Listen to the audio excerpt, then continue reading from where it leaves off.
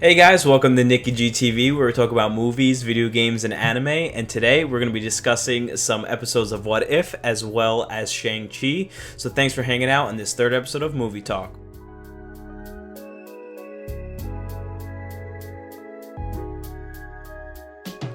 And today we got a special guest. You know him. He's my best friend, Craig Shukri. What's going on, bro? Going on? Good evening. Yeah, we're gonna just jump straight into it. Then we're gonna talk about episode 3 of What If, and let's get your initial thoughts there, Craig. What'd you think about it? Episode 3 of What If. Now, I thought this was the proper way to, you know how I said that episode 1, I keep going back to ragging on episode 1. How episode 1 was just a retread with not a lot of new things added. Episode 3 is also a retread, but I think it was a retread done properly. Yeah. Spoilers, everyone. Every main Avenger is murdered in it. Yeah. They're all dead. This is what if the Avengers never assembled, but it's all of the scenes. You got Iron Man 2, you got the Incredible Hulk, you have Thor. They didn't actually touch on Cap, which I thought was interesting. They never went. Well, at the end they did. Did they? Yeah, he was still frozen. It was the thing. Yeah. He mentioned Captain Marvel though too, which is interesting. But anyway, she appeared. It was retread. She appeared in that. Yeah, so it was actually really great. I think it was greatly done. I don't mean to cut you off and go into it, but he goes to the frozen body of Steve Rogers at the end, wipes off the shield and says, "Hey Cap," and then Captain Marvel appears. Oh, that's right. Okay. Yeah. I watched it. I only watched it the one time 2 weeks ago, so I forgot. But anyway, yes, you were right. Which I thought was cool. But yeah, like I said, it retreaded on all of those instances, but everyone was killed out. I also thought it was cool that Black Widow actually went to the scene in The Incredible Hulk, further tying the universe together. Because I am considering this not obviously canon in the movies that we know, but canon in the multiverse. Yeah. So I like that they were able to tie stuff that they added later on, like Captain Marvel and all that stuff, into the beginning stages of him building his team. And I thought the stuff with Hank Pym actually was really, really great. I wanted to actually. To be honest, I would have loved if Ant-Man 1 was that plot. Like something similar to that. Yeah. With Hank Pym in that type of a role, because I thought Yellow Jack was But I really enjoyed that episode. Yeah, I thought, I think it was geniusly written, to be honest with you. I like how they had Hank Pym, and they kind of hinted at it the whole time. With the pin not going off, but there was still enough pressure for Iron Man and stuff like that. And I love how they gave Nick Fury really good fighting abilities, and he was literally fist fighting Ant-Man and winning. It was incredibly done. I like that was Loki. That wasn't. I forgot about that part. That wasn't actually Nick. No, Nick was there. They just once he started Loki. becoming multiple people, it was Loki. Nick ended up appearing there at the end. I think the original fighting when he was super quick with his reflexes, I think that was Loki posing as him. Yeah. I forgot about that part though, where Loki comes to Earth. Yeah. Teams up with Nick. That was also great. Yeah, it was a really well written episode. It's not something I didn't think they would go that route of just straight up what if the Avengers almost didn't even exist at all, which I thought was pretty cool. And it was kind of bloody, you had the Hulk literally exploding from all his muscles expanding so much, which was a good way to eliminate him. I didn't know if they were going to eliminate him or how they were going to eliminate him, and I think that was a really brilliantly done concept. I thought it looked kind of weird at first until once I realized that it was Hank, then it made a lot of sense. But I was like, he looks like the Eric Bana Hulk, the one before the Incredible Hulk. I was like, why is he getting bigger in that movie? Which that was cool in that movie, but still. Yeah. But yeah, definitely really cool. They brought back Betty Ross, which I don't know. I feel like that's kind of a tease that she's going to come back in the future of the movies, to be honest. But they went out of their way to tie the Incredible Hulk in. So I'm I think they have plans to further that continuity. Yeah, and I mean, it was just I think it was really well written. I love the fighting, love the fight scenes, which I've been saying for the first 2 episodes, regardless. So I mean, it was just greatly done, and it's all about hope. Don't lose hope or something like that. Black Widow was saying, which again teased Ant-Man, Hank Pym, not the Paul Rudd character, but yeah. But I loved it, and each episode is getting better, which is awesome. Which again, all right, now we'll go into the next segment here, main topic number 2, episode 4 of What If. If every episode is getting better, what the heck is episode 5 gonna look like? Because I was like almost crying in episode 4. Greg, what do you think about it? Episode 5, I think, is gonna be the SpiderMan one where he's the Sorcerer Supreme. But episode 4, this is the best episode in my opinion. It had the most. It felt like a longer episode, to be honest, too. Like it felt almost like it was a movie. I feel like it had the most heart, the most emotion, and I connected the most with this character because it's Doctor Strange.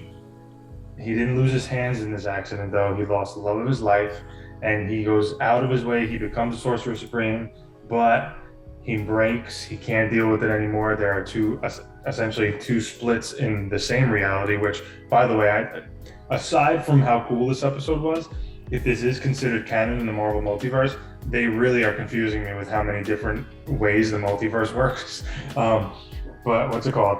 So yeah, continuing, obviously he goes back a million times to try and correct the story, but the Ancient One says that this is like an absolute truth. It's an absolute that can't be. You can't. No matter how many times you go into this timeline, it cannot be changed because it is an absolute imperative moment in history, in time, I should say, and it can't be changed. Right. Which again, stuff like that, and the fact that she was able to split Doctor Strange within the same timeline without breaking into an alternate timeline, that and the absolute, I'm gonna say, just got me a little confused in terms of how the multiverse works in the MCU, because we've seen, like, with Loki, the way that the timeline works there, the way that Doctor Strange explained it, and then the way that we've seen in the Spider-Man No Way Home trailer, and the way that Endgame kind of explained things, that the stones had to be involved, but then in Loki they didn't. I am getting a little confused, to be honest. But yeah, this episode, and they go to the original place. Kamar-Taj, is that? No, that's not where did he go back in time? Which one? What are you talking about? When Strange went all the way back to the library? There we go. Yeah, for the library, you talking about? Yes. He went all the way back to the beginning, essentially, to that sorcerer to study the lost books. And my favorite part was when he has to absorb the souls of all these creatures. It reminded me, honestly, of like old school Disney, that animation, the way the creatures look. There's like Hercules vibes and stuff with the way 100%. I was so into it. That was so cool. But anyway, I've been rambling. Yeah, I mean, like I said, I mean, I agree with you. I'll just try and piece my thoughts together. First 10 minutes into the episode literally felt like 30 minutes. It could have been its own show, the first 10 minutes. And I thought it was just absolutely incredible. Such a heartfelt, emotional episode. If I wasn't watching it with other people, I probably would have cried. It was so... Oh, just do it, Nick. It was so impactful, man. And the writing was well done. And I understand why you're getting confused with the timelines. I mean... I'm not mistaken, it's essentially that was an unchangeable like anchor in the timeline, and then with the whatever with her dying, but also when the Sorcerer Supreme did the branch of the two Doctor Stranges, it was like a concurrent multiverse running at the same point. That's essentially what it was. It just split off, causing two other universes, one where he doesn't try to save her, and one where he does. And then that fight scene was awesome when they're fighting, and man, when spoilers, obviously, when he does resurrect her and does save her, and he's like this hideous beast, and then the whole universe is collapsing upon itself, and then he starts speaking to the Watcher, and that was cool. Because I didn't actually think the Watcher was going to talk to anyone. And he was like he was breaking the fourth wall, talking to us, saying like I could intervene here, but I can't. It's like, and it was so well written, and he's like. Benedict Cumberbatch's voice acting where he's like pleading out and crying out like, I'm sorry, I didn't want any of this to happen, and the universe is literally collapsing upon him, and then he sees the love of his life like dissipating and degenerating, and oh man, the animation was great. They're not afraid like this, even though it's an animated show, it's not a kid show, and I love that they're not afraid to tackle these hard emotions, these sometimes gruesome scenes, and they're doing such a fantastic job so far. I wasn't sure what to think of the show overall because it's like it's a what if. They're not going to take it seriously. It's like just a way to fill content on Disney Plus and like kind of put in some Marvel stuff while we're waiting for the big movies to come out. But they're actually taking this very seriously.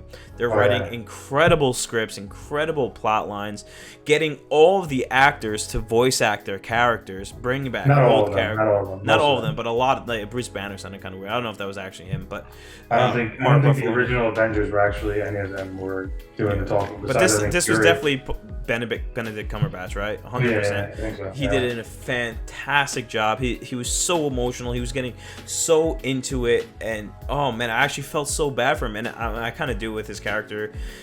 He was like he lost his hands, and I respected his journey to try and be the best, and he became Sorcerer Supreme, and just so good, dude. I don't really have many other words besides this is one of the most emotional Marvel things I've ever seen, one of the best animated things I've ever seen. I watch a lot of animated shows, I watch a lot of anime.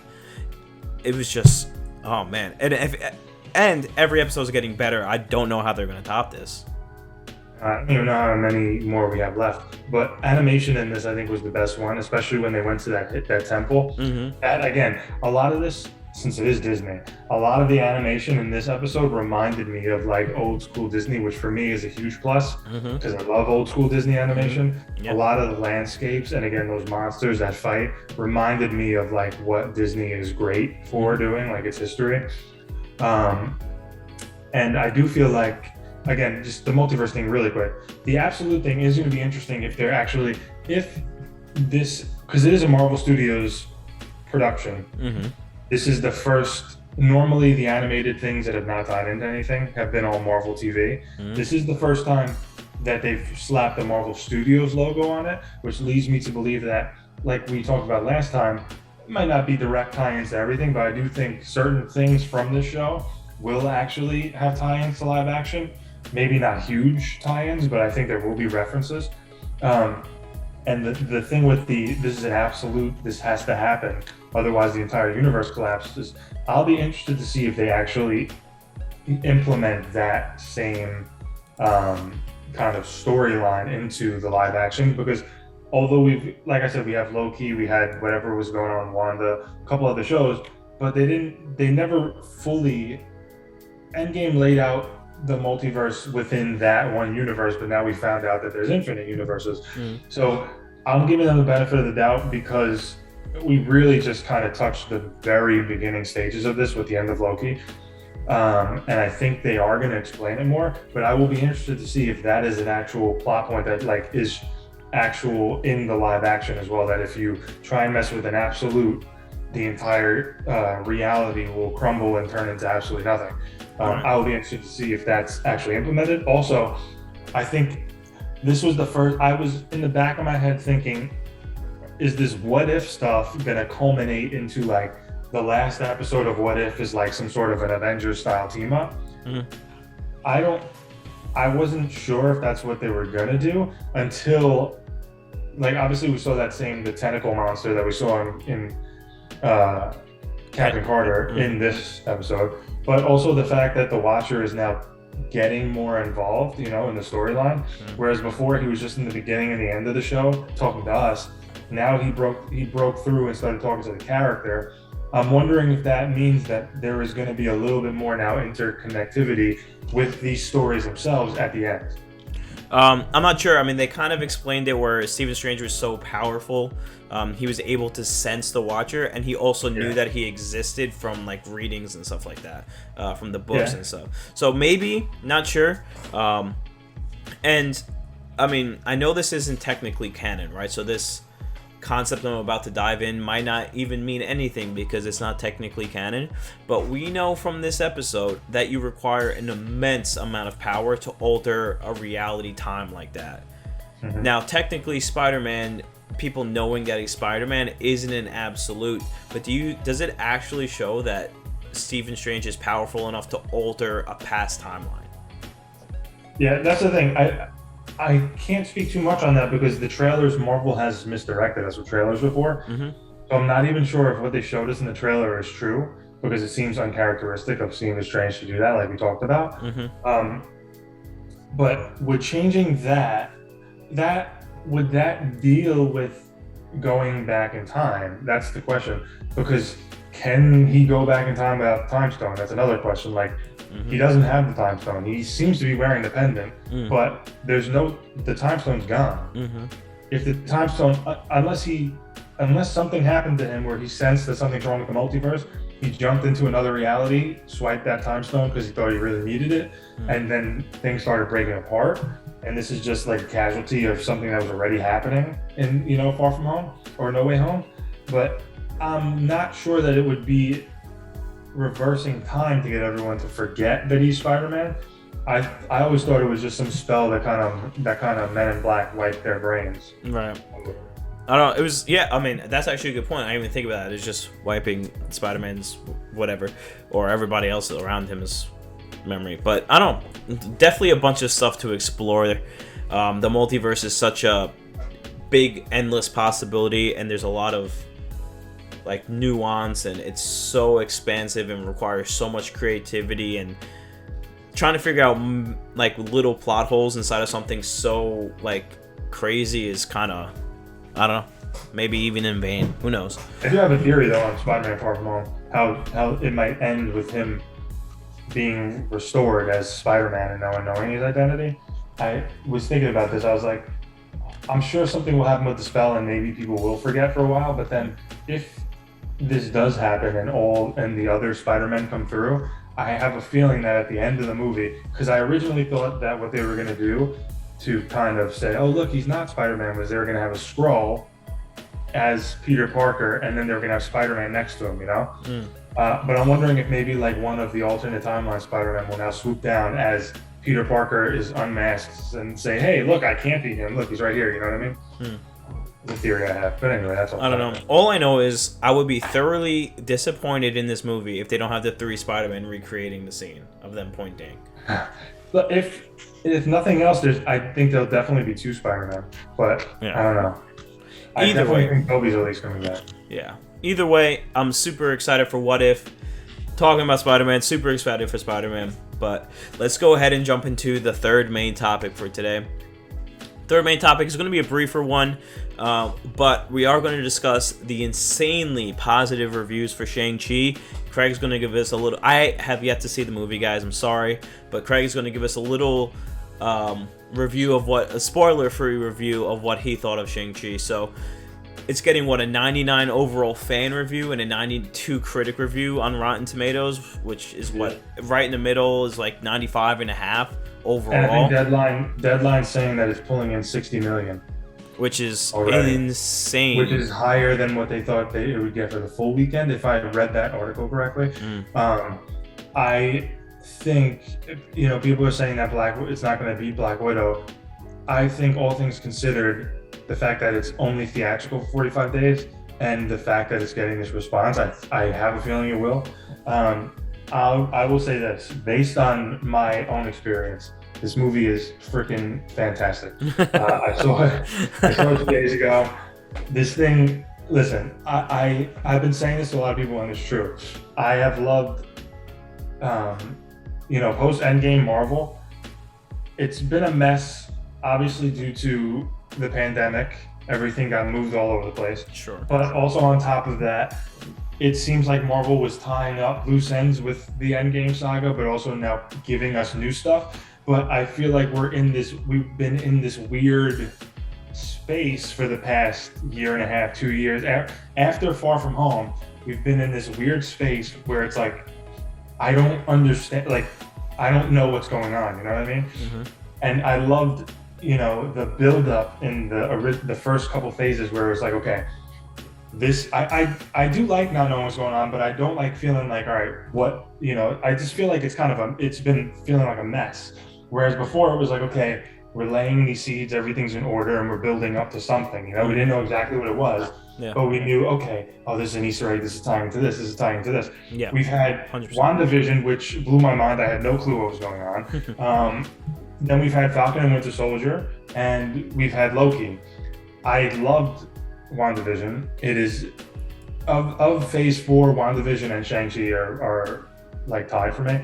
But I love the WandaVision. I like Falcon and Winter Soldier. I like Loki, but I wasn't feeling that, shall I say, Marvel tingle Peter tingle that I felt in the beginning leading up to Infinity War and Endgame. That like, oh my God, this is crazy. You know what I mean? Going into the theater, oh my God, this is crazy. Where's this all gonna go? I felt like, with the Disney Plus shows, it was really fun, and I speculated week to week, but I wasn't feeling that same excitement that I had felt in the past for it. Black Widow, I had a fun time. I thought it was very late. It should have actually came out in the time frame that it took place in.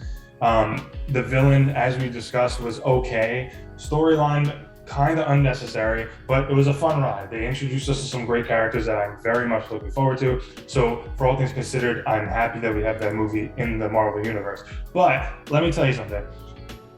When I sat down and watched Shang-Chi, it's Shang-Chi. I've been saying Shang-Chi. That's how they actually pronounce it in the movie, Shang-Chi. Good. This clarification is just straight up clarification. Yes. That's good. Yes. What's it called? So anyway, when I sat down and watched this movie, this was what I needed again with Marvel. This was Marvel firing on all cylinders again. Disney Plus stuff is great, but seeing a really, truly great Marvel movie on the big screen is like no other experience for me. I got that tingle again, that, oh my God, that was crazy. What are they building to? This is completely new. This is not, it doesn't have heavy tie-ins, but it has certain things you're like, oh, this can be something later down the line. It gave me that feeling of being really excited for where Marvel is going again. I was smiling, I was laughing the entire time. The action was amazing. The action was unlike anything we've ever seen in a Marvel movie. They introduced us to amazing new characters. I loved even the stuff with the villain, which Marvel has had issues with in the past. 100%. I've been a huge critic of Marvel's villains, so that's really great to hear. Yeah, the third act too was just like amazing. It was truly, I have never seen something like this. We've gone to space in Marvel, we've done all these things. I have never seen anything like this third act in a Marvel movie ever. Wow. The third act of this movie is incredible. I was sitting there like I'm supposed to be sitting there when I'm watching a Marvel movie. I was like this. I was like, oh my God, what the hell is going on? I was like, in the best possible way, I'm like, oh my God, this is great. This is amazing. When I saw that third act. The characters, like I said, characters are great. Action is great. It was the word that I've been using to describe it, and I'm rambling on like a madman, but I'm just like gathering my thoughts and I'm really excited. It was refreshing. Marvel has gotten into a formula for especially their origin films. And this was just a really refreshing origin story of a character. It did not feel formulaic. It did not feel like something we've gotten before, which I have felt like with certain movies in Marvel. It felt like, oh, we got this already. And it kind of just felt like, okay, they just need to get this movie done to introduce this character, you know what I mean? This truly was refreshing.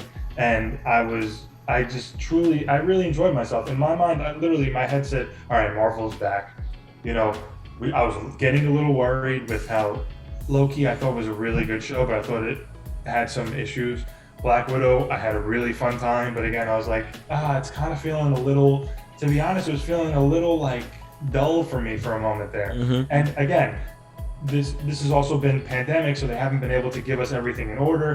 Things were out of order. It was kind of just messy. But this made me feel like we're back on track again. We're building towards something. I have absolutely no idea what they're building towards this time is going to be even crazier than what they built towards the last time. Has to be. I'm really excited for that. But now I finally feel like, okay, now I feel like we're on the track again to where they're going. Yeah. Before I felt like everything was kind of scattered all over the place. And again, that's not entirely Marvel's fault. That was also a situation we've been put in. But I've been talking so much. Yes, this movie, this movie was incredible. It gave me that Marvel tingle again, and I think everyone should go see this. And I think it's gonna do the best. I think it's gonna have the best box office until No Way Home, pandemic-wise. Wow, I mean, I'm super excited to watch this movie. The main reason, honestly, why I'm hyped, obviously, with your reviews and everything like that, but based off just the trailer alone, before the movie was even coming out, this is the first time they're kind of delving into like a fantasy styled movie. Mm-hmm. They haven't really done that yet. They've done a lot of sci-fi, a lot of basic superhero, basic action movies, time travel, all that stuff, but they never really delved into like the Asian history or like a fantasy styled movie, and they're tackling both of that, which are two of my favorites. I'm a high fantasy, I'm a regular fantasy, just dweeb. I love that stuff. And then you combine that with like the Asian style and all that stuff. Super excited for this. Yeah, I'm super excited to go see this thing with the fantasy theme and the Asian history theme. Like, and I mean, can you kind of say without spoiling, is it like a kung fu style movie? Is that what we're expecting when we jump into this, or no?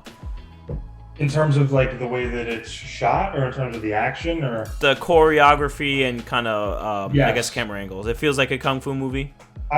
Yes, it feels like a kung fu movie. It feels like a Marvel movie as well, though. So it feels like it's Marvel, but it also feels like it's kung fu. And the trailers, like I said, the trailers at first like did not win me over. I thought it was cool, but I was like not super pumped. I was looking more towards Eternals, SpiderMan, Doctor Strange.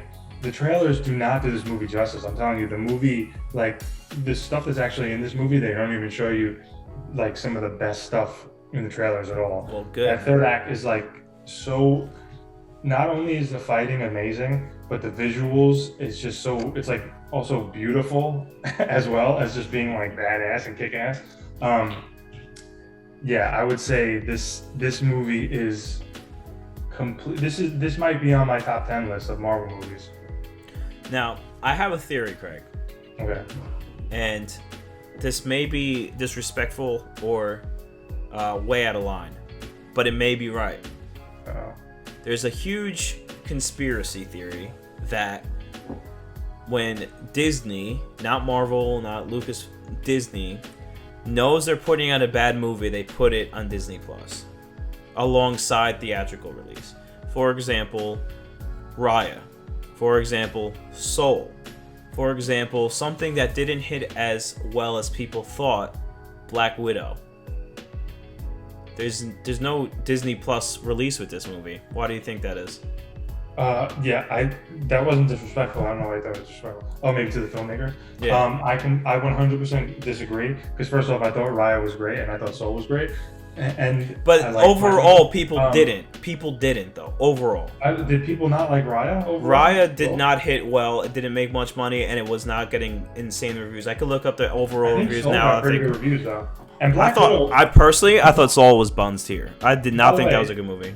By the way, let's just say, what are we considering a bad movie? Because Black Widow underperformed, but I would argue that's Disney's fault for putting it on Disney Plus. The critic score is actually very high. Like 80 is not anywhere near being bad.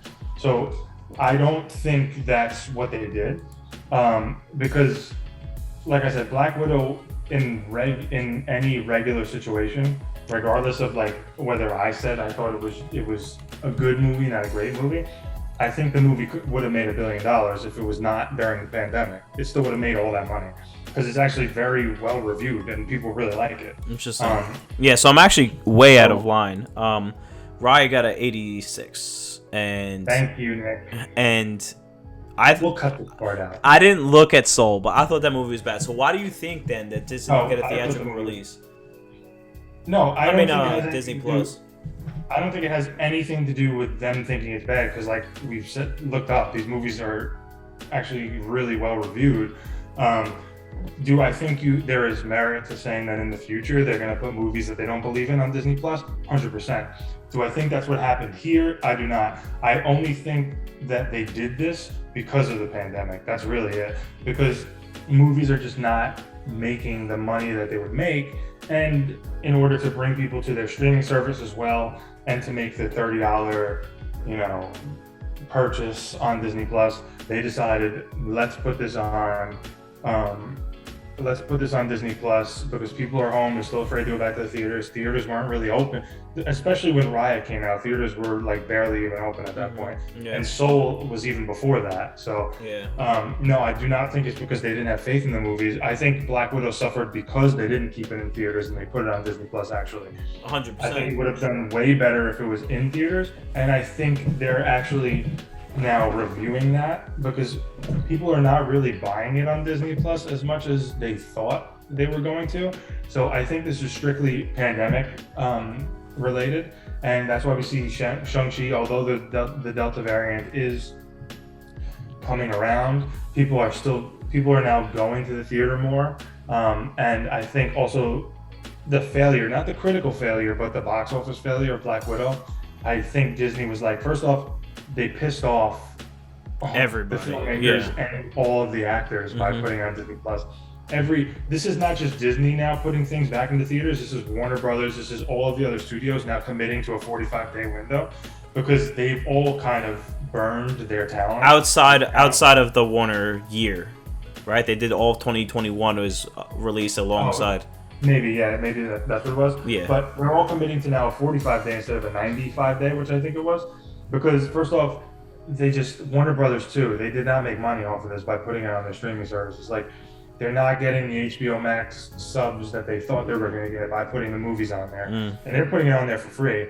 And Disney Plus is not getting the returns that they thought they were going to get by putting it on there. Do I still think they're going to eventually down the line, like maybe years from now, push Premier Access? Yes. Do I think they're gonna put their less desired movies on there? Yeah. But Marvel is that's just their biggest money-making machine. And on top of burning all the talent, they got burned themselves by not making any money. And I think they're saying, look, things are open again. We cannot lose money like we did with Black Widow. It's not a good look for us if all of our talent is pissed at us. The people who made our movies are talking crap about us. The fans are mad at us. That's not a good look for us. The theaters are pissed at us. Not a good look.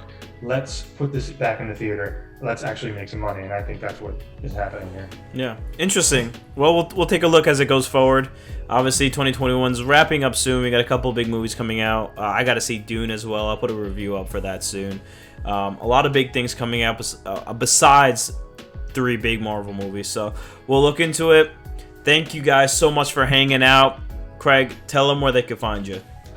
You can find me on Instagram at craig.shukri. That's SHUKRI. You can also find me on the Collector's Showcase on YouTube. Yeah, for all you Pokemon card collectors, do yourself a favor. Go follow the Collector's Showcase.